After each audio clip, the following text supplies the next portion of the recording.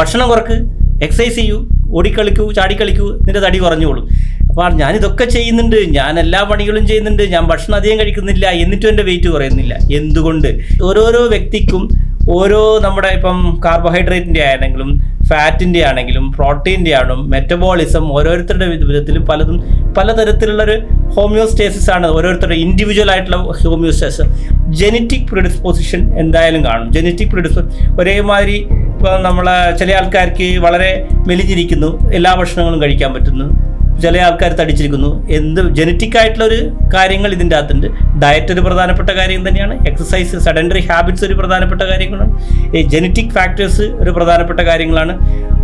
Genetic factors എന്ന് പറഞ്ഞാൽ ഒരു ഫാമിലിയുള്ള എല്ലാവരും തന്നെ തടിക്കുന്നുമില്ല, അതും വേറൊരു കാര്യങ്ങളാണ്. അപ്പോൾ എന്താണെന്ന് ഇതൊരു കൃത്യമായിട്ട് അങ്ങ് പിൻ പോയിന്റ് ചെയ്യാനും കുറച്ച് ബുദ്ധിമുട്ടുള്ള കാര്യങ്ങളാണ്.